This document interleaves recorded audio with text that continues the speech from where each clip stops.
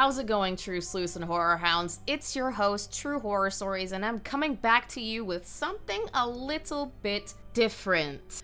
I usually do 80s horror movies to this point, but because I've opened up a Patreon, I have gotten requests for more modern horror films. And therefore, I'm gonna open up this entire series to everything that is horror movie related. And we're gonna start with this first request, and that is horns. This request comes straight from my beautiful friend and patron, Jesska Pizzle. And I don't know jack shit about this movie. I've never heard of it before. All I know is that it has Daniel Radcliffe in it. And okay, he's done Harry Potter, so let's see what the fuck goes on with this one. The synopsis reads as follows. In the aftermath of his girlfriend's mysterious death, a young man awakens to find strange horns sprouting from his forehead. That doesn't tell me jack shit. I have no idea where this is gonna go. Is this a mystery movie? Is this actually just a horror movie? What? Hopefully this comes out to be something else, or the reviews give me something. As always, I'm gonna go over the poster for the movie before I get into the stupid Rotten Tomatoes reviews, so let's go ahead and do that. We've got Daniel Radcliffe as the main focus of the poster. Obviously, he's the name that's supposed to be bringing all the eyes to this movie. It's supposed to be a big draw. And with most movies, especially horror movies, it's got a little tagline that says, "We all have our demons." And apparently it's based on an international best-selling novel by Joe Hill. Okay, this is supposed to be a horror movie, but as of right now, this looks like a teen rom-com or some stupid shit like that. Even though it apparently came out on Halloween. Still confused, but moving right the fuck along, we're gonna go ahead and get into the stupid, or odd, in this case, Rotten Tomatoes comments. Our first stupid Rotten Tomato comment is from an Aaron G that's a 3-star rating that says, "Though the end goes completely off the rails and I never quite bought their romance, this is still an engaging story that feels like Stephen King could have written it." Oh wait. Is that supposed to be a dig at the writer, or did Stephen King have some sort of input on this? I have no clue. I'm just gonna take it as a dig. Our second Rotten Tomatoes comment is from a Matt M, who gives a 1-star rating. Yeesh, that's harsh. And he said the following: ham-fisted, logically inept, and aggressively stupid adaptation of a novel I can only hope featured better writing than this slog of a movie. I usually find Daniel Radcliffe watchable, even if I don't love every project he's chosen, but I hated everything about this, including his cartoonish, unlikable performance. Ooh, how did I see that kinda coming? Yeesh. The screenwriter sloppily tackles subjects like love, drug abuse, cancer, rape, crime, criminal investigation, death, grief, women, and homosexuality with all the competency of someone who's maybe thought about each of these things once, but experienced none of them. Holy shit, that's one hell of a list and one hell of a dig. God damn, somebody is a fucking savage.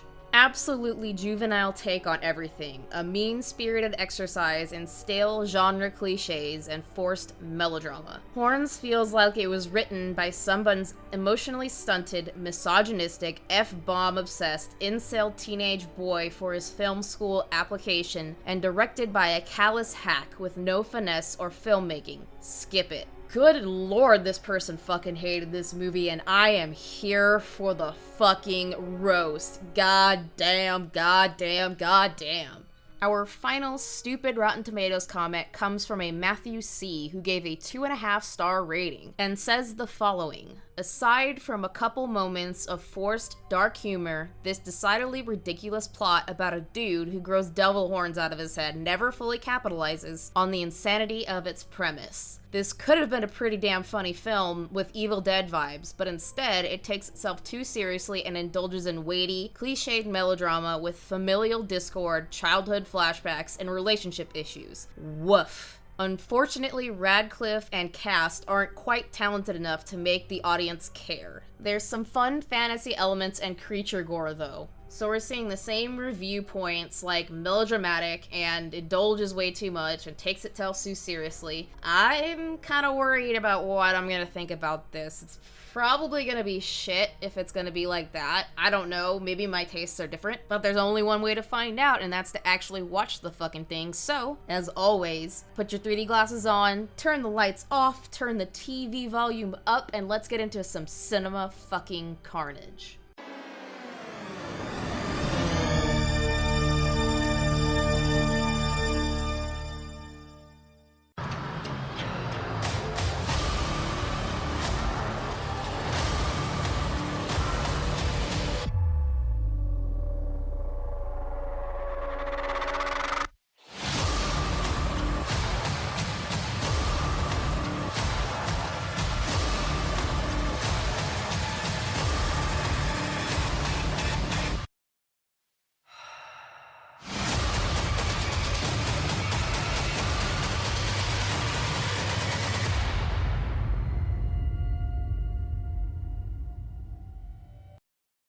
The movie starts with a tiny voiceover monologue by Radcliffe talking about the Garden of Eden and how Lucifer fell from heaven, and we're introduced to the main couple. Immediately, I am extremely annoyed with, because the very first thing out of the girlfriend's mouth is this. Are you horny? Do I make you Randy? Yeah. Knowing what's supposed to happen with the tiny synopsis that I've read of what this movie's about, I don't buy it. This rushed less than a minute of time I'm supposed to be spending with this couple, buying into their chemistry, buying into their relationship, seems like a horny teenager writing a fanfiction, and because of that, I'm not invested. I don't believe them. We then transition into finding Daniel Radcliffe's character lying on the floor with an empty bottle beside him, trying to symbolize that he is an alcoholic and that something has gone wrong. He walks through his way too clean home for a drunken, depressed man and puts on a record that's supposed to be making him feel better as he has a flashback to the girl that just doesn't get me to buy into anything still, before he opens the window and sees reporters and people outside ridiculing him for a murder. I don't understand the particular song they use because it just doesn't fit for me, and it comes off like, I wish I could swim with the dolphins. It seems so ham-fisted still, and I'm getting more annoyed even though I'm only 4.5 minutes into this movie. Radcliffe's character makes the stupid mistake of coming out of his house and going towards his car through this mob of angry people, only to have reporters do what reporters do best, asking him questions about why he killed his girlfriend, everybody else there yelling at him, calling him a murderer and a rapist, and saying he needs to go to hell. And then we get this tiny interaction between him and this woman whose accent I can't place because the interaction is just so fucking weird. You should ask God to save your soul for what you did to her. I should ask the devil to punish whoever the fuck killed her. After his little edgy teen moment, he gets in his car and takes off as fast as he fucking can. We get this little intro transition with the name of the movie, Horns, and the first thing that comes to my mind is this.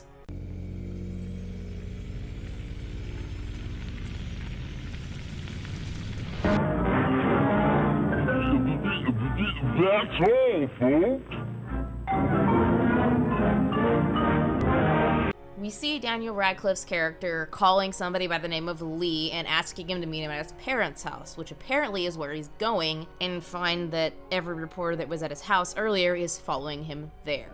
His mom does not look amused when he gets out of the car and says, "Look, Mom, I'm famous. Everybody's following me. Wee!" And we cut to hear a conversation between the family and Radcliffe's character about how he's being kept out of jail, not to talk to reporters, and we find out that this Lee person is the public defender that is a friend of Radcliffe's character and is keeping him out of jail to this point.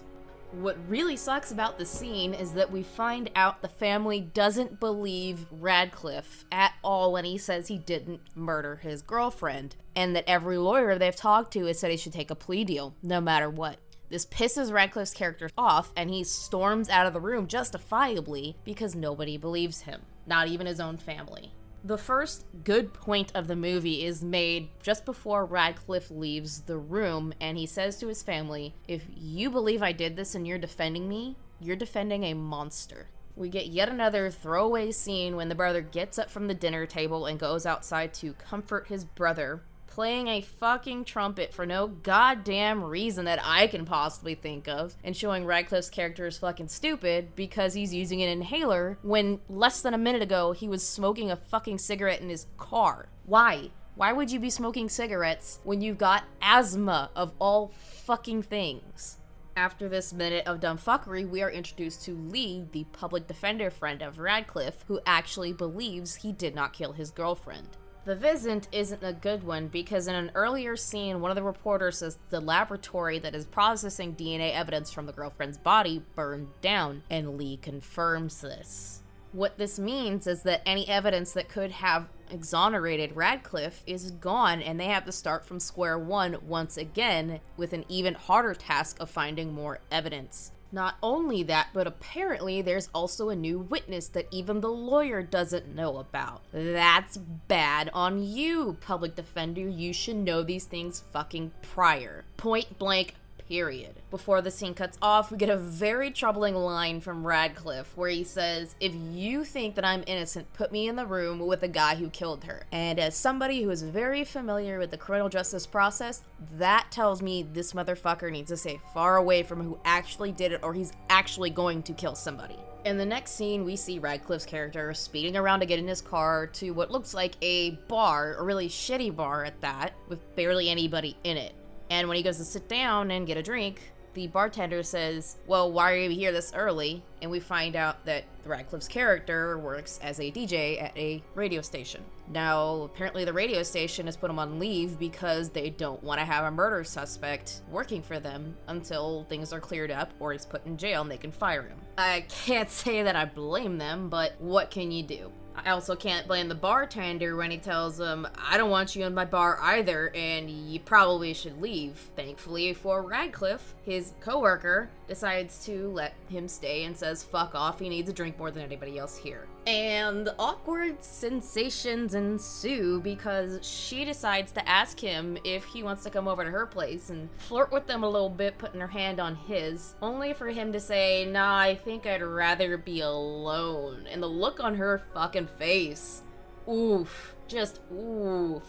We go to another scene where, number one, we finally learn what the name of the girlfriend is, Marin, and her family is walking out to what looks like a candlelit vigil for her with the accompaniment of a pastor, I'm assuming the family pastor, and the father starts talking about how he barely gets out of bed in the morning, and while I know where they're going with this, I didn't feel any of it because it was just so forced and so short, like a lot of the stuff in here that's supposed to pull on your heartstrings. We also see bartender girl, who got rejected like a motherfucker by Radcliffe, look up from the crowd to see him in what looks like a treehouse around that area, within the area cordoned off by crime scene yellow tape.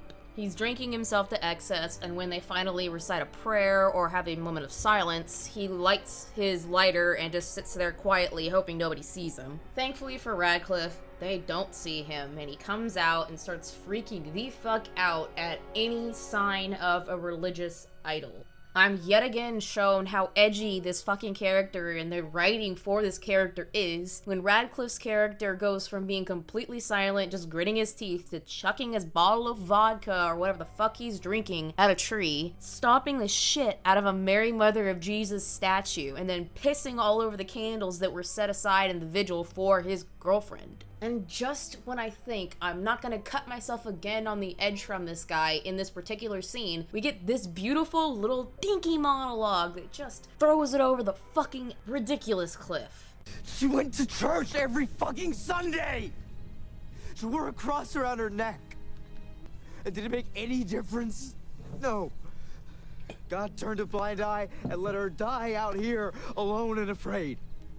The scene cuts after she takes Radcliffe's character away, and I immediately want to start banging my head on my desk because they're butt fucking naked when he wakes up, and that just tells me one thing. She took advantage of a drunk man in an emotional state. I officially hate this bitch. Finally, after almost 20 minutes into this fucking movie, we see the horns that are referenced in the name of the movie and in the poster. For once, they actually do something I enjoy, because he doesn't just wake up with the horns already completely sprouted from his forehead. They have him wake up with it just peeking through the folds of flesh on his forehead. He's about to go take a piss like most normal people do once they've woken up from drinking a shit ton of alcohol the previous night, and he looks in the mirror and sees these things start to poke out of his head and goes, what the fuck? Before they just shoot out, and the horns actually look really cool. I'm gonna give the special effects guy on this some fucking credit.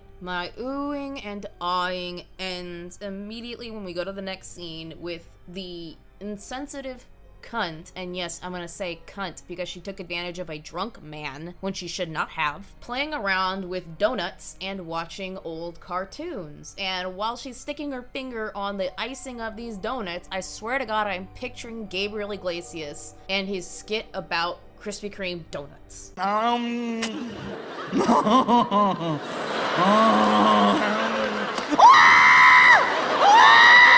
He comes into the room while she's fixating more and more on these donuts and asks about his horns, just to verify that they're real and not a figment of his imagination, and all she fucking cares about are these donuts. She keeps asking if she can eat them, and he goes, I don't fucking care. And the more he says, I don't fucking care, the more she asks about them, and the more she gets fixated on these donuts, to the point where she's just shoving her face in them to eat them, and then chugging down soda. It was so uncomfortable that even I had trouble watching this fucking scene. The next scene explains exactly what happened with the bartender girl, because Radcliffe goes to a doctor's office, from what I'm assuming, to get the horns looked at. And as soon as he shows up, there's a mother and her daughter there, and the daughter immediately starts screaming her fucking head off. And you can see very obviously that the mother is just unable to handle this. She's so losing it over this kid continuing to ram this toy car into her foot and scream bloody murder. What explained that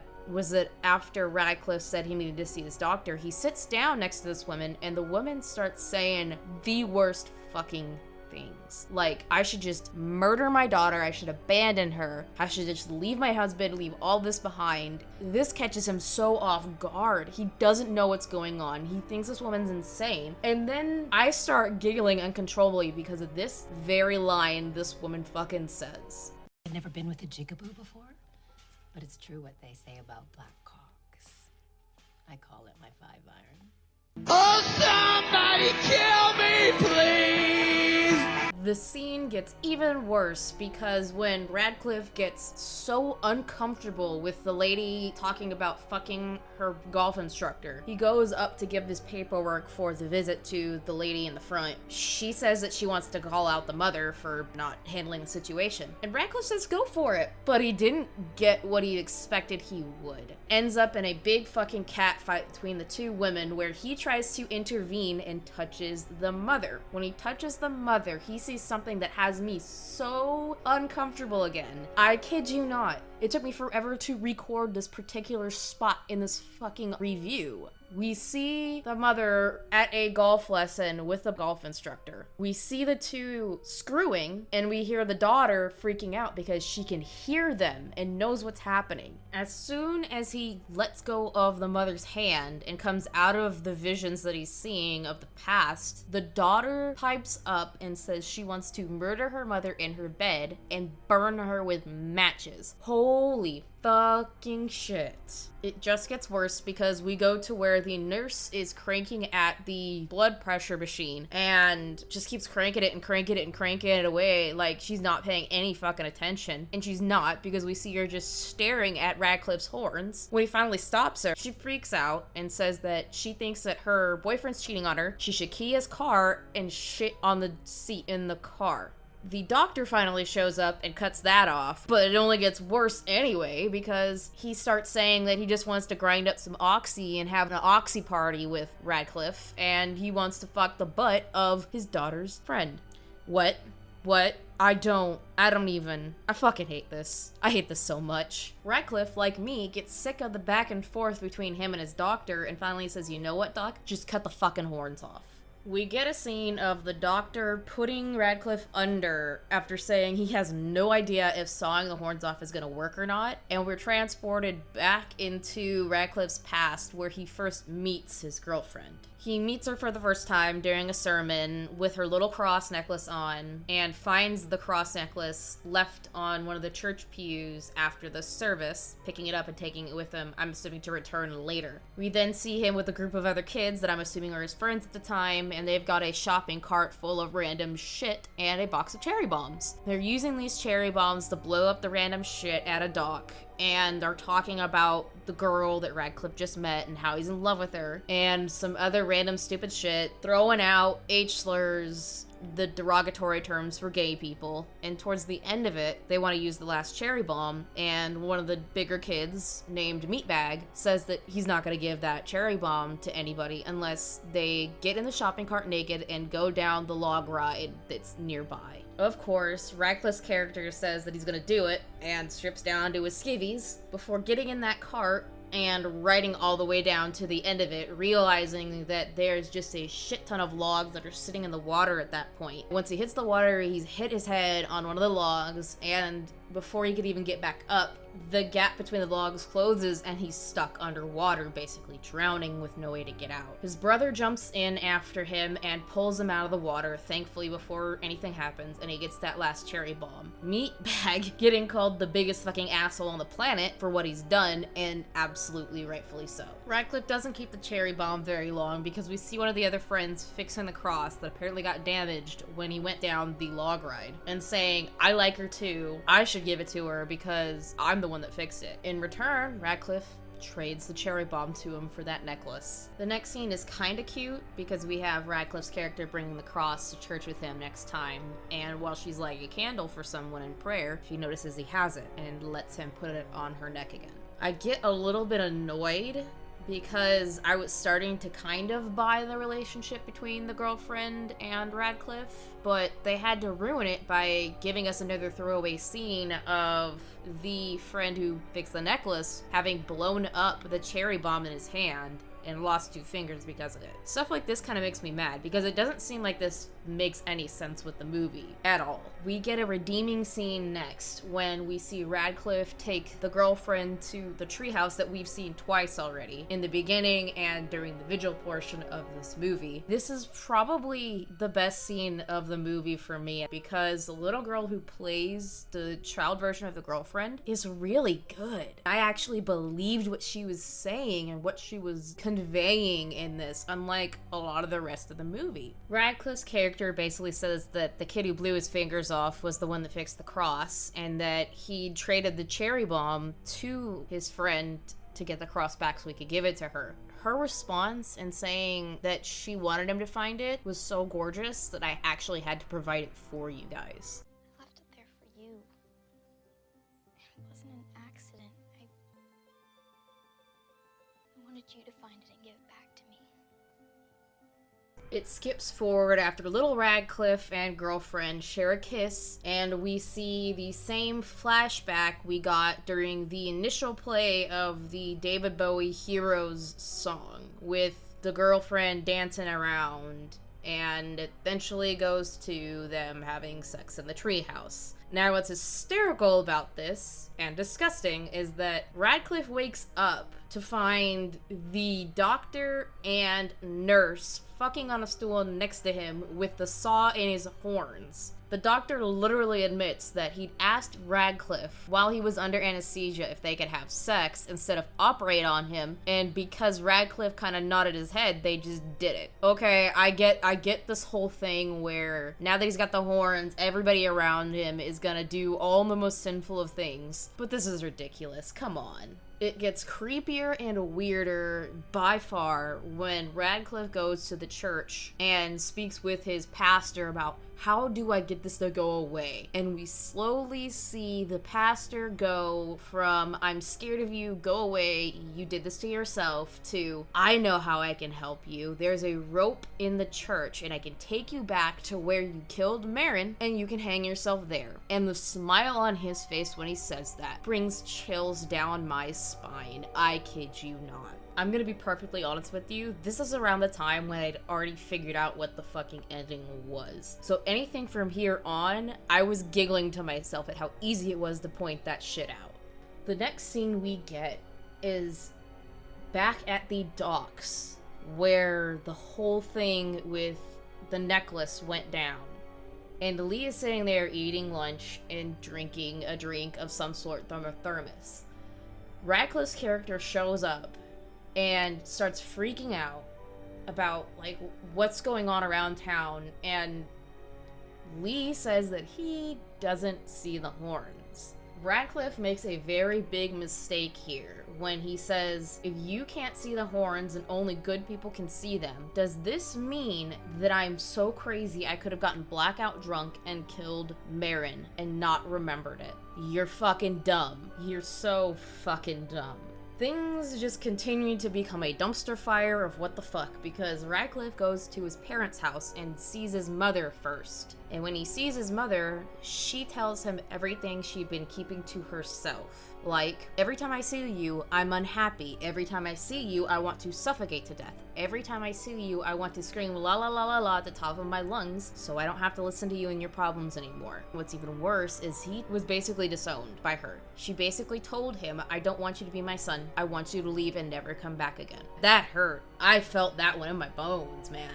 Now, if you thought that the mother said some fucked up shit, the dad said some shit that was even worse. He literally admitted to having that fire started where the evidence was being processed that could have exonerated his son, because he immediately believed, even though it was his son and he was willing to take knives for his son, that the boy he raised murdered a girl that he liked so much, that was quote unquote my favorite thing about you.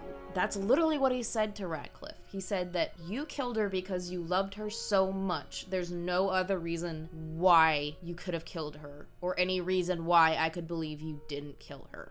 That's some fuckery right there. We once again see Radcliffe driving in his car with fucking surveillance from anybody and everybody who gives a fucking shit about the case, like reporters and assholes who assume they know what the verdict of the case will be once it goes to trial. And he tells Lee, fuck it, I'm just gonna find out who did this and I'm gonna fix it there. Once again, I laugh at the ridiculousness of this goddamn movie when Radcliffe gets out of the car and obviously the reporters don't have any fucking filter, so they just start asking him, hey, can you just tell me you killed her so I can get out of local news? And Radcliffe, being as pissed as he is, decides to do this. How about you guys beat the shit out of each other, and the winner gets an exclusive interview with me?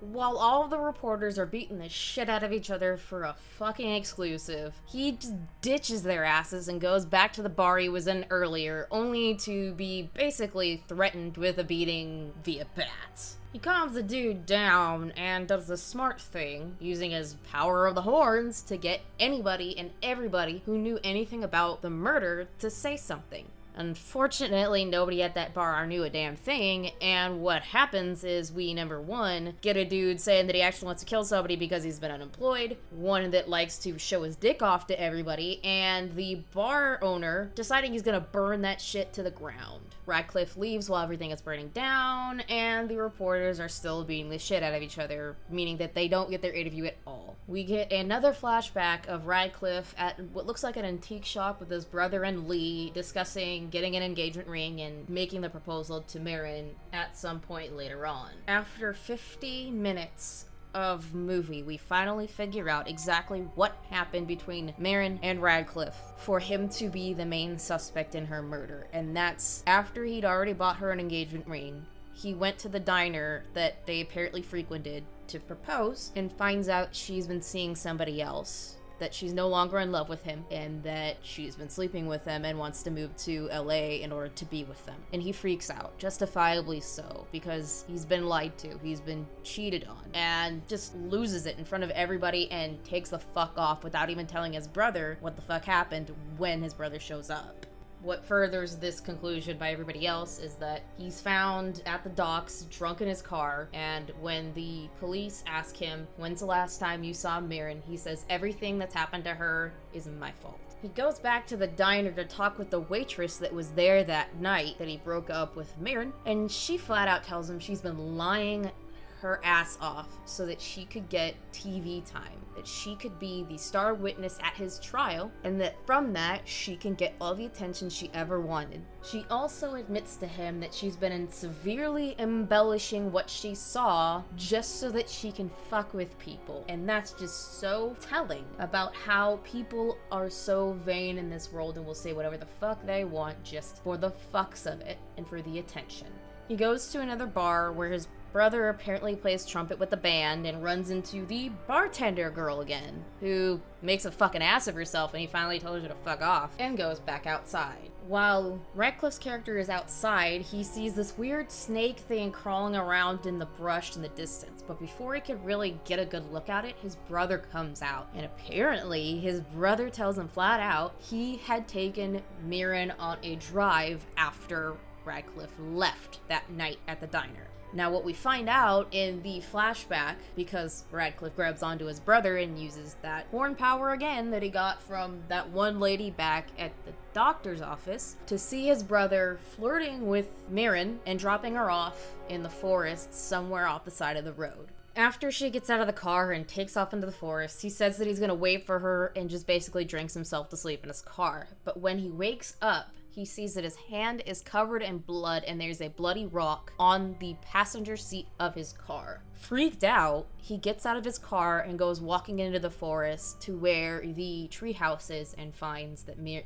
is dead. We then see that the brother went to the dock area we've seen in multiple other scenes, wrapped that rock in his shirt and threw it into the water to get rid of the evidence. After seeing everything from the point of view of his brother, Radcliffe's character is subdued by the same police officers that found him at the docks the night Mirren was murdered. And they basically admit to one being gay and imagining each other naked, and the other basically says, well, I'm gonna wink off tonight thinking about you naked beating the shit out of Radcliffe and take him off to jail, which is really fucking weird and very ham-fisted once again. If you don't want any spoilers, I would highly suggest at this point that you click off, because from here on out, it's extremely obvious. So if you want to go see this movie on your own, spoiler-free, I suggest you click off of this review now and come back after you've seen it yourself. As you would expect, Lee gets Radcliffe out of jail, and while he's telling him exactly what he found out from the horns to his friend tells him he's insane, and then eventually starts to tell him he and Mirren were together and seeing each other. And the reason this comes up is because Radcliffe sees Mirren's cross necklace around Lee's neck. Radcliffe calls him out on his bullshit and takes off, obviously extremely hurt that, number one, his best friend has fucked him over, that number two, his best friend was sleeping with the woman he loved more than anything else and didn't say anything. We see some clips between Radcliffe, Lee, and Mirren from the past of them as kids together having a good time, and moments where it could be perceived that there was already flirting going on. He shows up at who was supposed to be his father-in-law's home to ask him about Lee and Mirren, only to get told there was no way in heaven, hell, or earth that Mirren would have been unfaithful to Radcliffe. And he told him to get the fuck off his property before he shoots him. In that moment, it really told me something was really going on. And the one person who was not being honest in this entire thing is Lee. Something is wrong with Lee. Everything shifts at this point because Radcliffe goes to what looks like an abandoned factory area and tries desperately to get rid of the horns, bashing his head into walls, pulling on them with iron rods, and finally stops because he's scared initially of this mass amount of snakes coming at him. Once he goes to grab a pitchfork to kill them, he realizes when one crawls up onto his shoulder that this is a sign from God, and he is being told to take his revenge. The first person who feels his wrath is that bitch of a waitress. because he shows up as soon as she's closing the diner and has his snakes bite her so many times that there's no way she would ever be pretty or camera ready again. The next scene is a breath of fresh air and a second good point I'm gonna give this movie, because we have Radcliffe pull up to his parents' house and the two cops that went after him earlier pull up behind him. So he decides to go walk up to the car and basically tell him, go ahead and fuck each other. They go, why? Why would you say that we're gay? And Radcliffe explains, I've known since you were younger that you were gay because of how macho you acted. I just assumed that you guys were already doing that, so why the hell not? There's nothing wrong with it. Turns out Radcliffe hit the nail right on the head, because they start going at it and it's the funniest thing on the planet. Thank you, movie, for giving me just a little bit of a reprieve from your weird and fucking stupid.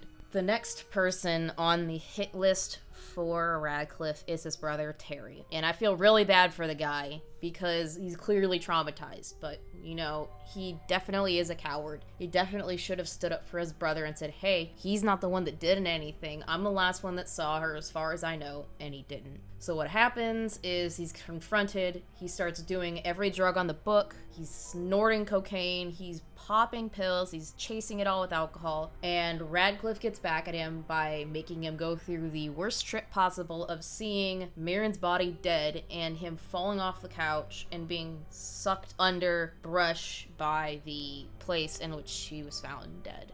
We then skip to a scene with Radcliffe back on the docks, and guess who comes right around the fucking corner trying to find him? Lee. And this is a big mistake on Lee's part, because as soon as he tries to talk to Radcliffe, he gets that cross torn from his neck. Everything falls apart from there. Everything Lee had been trying to keep hidden comes out, and he finally admits that he is the one that murdered Mirren. And a correction from earlier, it wasn't the brother that jumped into the water to save Radcliffe, it was Lee. I completely mixed that up. My bad. Radcliffe gets his hands on Lee, and we get a series of flashbacks, the first of which being Lee and Mirren talking at the docks about whether or not there is an engagement planned. And she asks Lee to be there in order to quell the situation, knowing that there was probably going to be a big fucking blow up like there was. The next scene that we get shows that Lee is an absolute psychopath, and he'd once again lied to Radcliffe about being with Mirren. We see him watching the fight happen outside of the diner and then going to follow Terry and Mirren out into the forest, where he catches up to her and tries to comfort her at first. After she says that she just wants to be alone, he tries to kiss her, and immediately we know they have not been together because she says she doesn't want it, that they're friends, that he is Radcliffe's friend and shouldn't be doing this.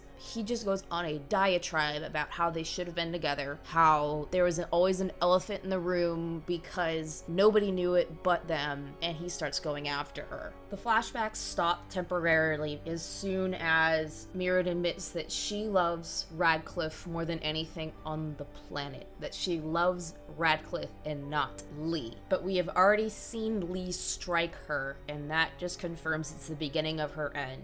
While Radcliffe's back is turned, Lee grabs one of the big-ass chains from the dock and starts swinging it at him to try and kill him too, once he'd already admitted that he had murdered the person that they both loved the most and had tried to blame Radcliffe for it. We see him attempt to rape her, and when she bites his hand and tries to get away, he grabs a rock and bashes her head in, just enough for her to actually pass in front of him. When she's dead, he grabs the chain necklace that she'd always worn with the cross that he fixed and took it with him, which is what he's been having in his possession this whole time to keep him from seeing the horns on Radcliffe's head and to keep him from admitting anything he had done up until this point. To throw the scent off of his trail even more, he takes the murder weapon, the rock, and brings it to Terry's car, which is still open. He rubs the blood from the rock on Terry's hands and his shirt before placing it in the passenger's seat, running off like the coward that he is, attempting to save his ass.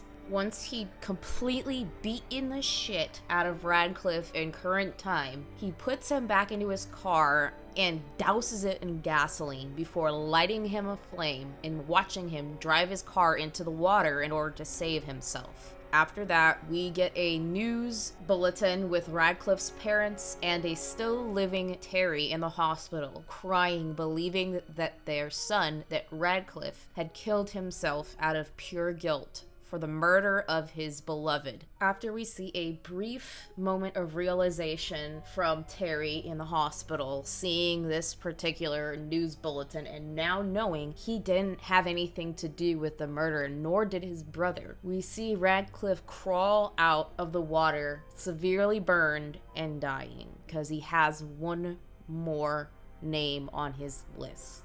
After dragging himself through death's clutches one more time, he goes to Mirren's father's home and decides to talk to him and try to tell him the truth. When he's asked about who actually killed Mirren, he says this very telling thing, and I'm going to show you exactly what he says. People say you should always do the right thing.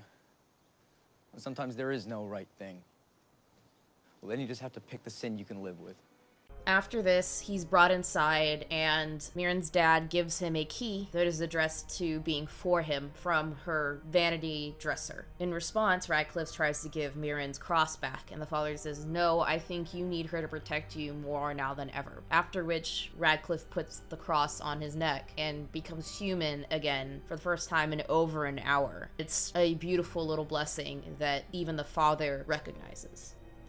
I will admit that up until this point in the movie, I didn't believe the relationship between Radcliffe and Mirren one fucking bit. The next scene gave me just a little bit of insight in that, and I did get a little pang of emotion in my chest watching it. We see Radcliffe go to the treehouse one more time and open up a floorboard we'd seen previously with the key he was given from the father. In that floorboard, we see a box full of their memories together, along with a letter addressed to him that tells him exactly why she tried to break up with him in the first place. It wasn't because she didn't love him or that she fell out of love with him. It was because she loved him so much, she didn't want him to go through the pain of watching her die from the same cancer her mother died from. She didn't want to tell him, she didn't want to tell her father. She just wanted to go to LA and die peacefully, with him hating her just enough he'd move on with his life and have a wonderful family, and that hopefully they would meet once again in the afterlife in the treehouse where they'd first fell in love. We get another short scene with Terry and Radcliffe where Terry tries to get out of bed and help him go after Lee, but instead promises his brother that he's going to protect their parents, because Radcliffe knows deep down in his soul something is going to happen and he's not going to be there for them in the near future. We see Radcliffe show up at Lee's place of work or residence, not totally sure, doesn't really say, whatever. And Lee comes out to go, "How the fuck are you here? I thought you were dead," and admits that he doesn't really remember everything that had happened. He doesn't remember that he'd admitted to killing Mirren. He doesn't remember that he tried to kill Radcliffe, or at least that's what it seems like. He agrees to go on a walk to the treehouse with Radcliffe, even though you could tell in his eyes that he is terrified. Radcliffe brings Lee to where the vigil was held just a few nights prior and asks him to admit without the power of the horns to killing Mirren. Lee absolutely denies. Before he can get a confession out of him, the sheriff shows up with Terry and a shotgun in hand and tells him, "I know you're lying. You told us that Radcliffe admitted to you that he'd murdered Mirren and then committed suicide, and now you need to tell me what happened." Lee starts to look like he's going to turn himself in and comply when he starts to walk off with the cop at his back. Then he turns around, attacks the cop, and takes the shotgun. Once he does this, he starts pointing at everybody, and Terry is the first to be wounded with a shotgun shell to the knee. The next person that's shot is the cop, and his head is completely blown off, which Lee cackles at and shows exactly how fucked up he actually is. Radcliffe finally says fuck this and tears the cross off of his neck, turning into a fallen angel with wings sprouting from his back and him starting to ascend, only for fire to consume him, burn the wings off, and have him drop to earth, returned as the demon once more. Freaking out, Lee unloads the rest of the shotgun shells into Radcliffe in an attempt to save his ass. Once that doesn't work, he tosses the shotgun, grabs the pitchfork that Radcliffe brought with him, and starts stabbing away at him to try and kill him. This does not work, and Radcliffe ends up taking him down, finally, as he rams a horn through Lee's stomach. Once Lee is sent off of the horn, he is then suffocated to death by the snakes that had followed Radcliffe to the treehouse, causing him to finally die in the most painful way for the sins that he had committed. After Lee is dead, Radcliffe finally collapses from his wounds and dies in the arms of his brother, returning to the side of his beloved Mirren, and the movie ends. So after watching Horns, what did I think? Well, I didn't like it a whole lot. I was actually pretty disappointed with how they set everything up, and I think they could have done things a lot better. The build up to everything was so confusing, and I couldn't really catch what was going on for the first half hour, and then they made it blatantly obvious what was going to happen later with who actually murdered Mirren. The idea was great, the story they were trying to go with was great, it just could have been put together better and with a lot less edgy teenage cringe writing. There were some parts in it that I did actually feel my heartstrings get tugged at, but that was not enough to save the rest of the entire movie, unfortunately. Would I recommend this movie to somebody? No. Would I want to watch it again? No. And because of that, I'm going to give this a total troll rating. So that is the review for the movie Horns, and I will see you next time in the next Cinema Carnage.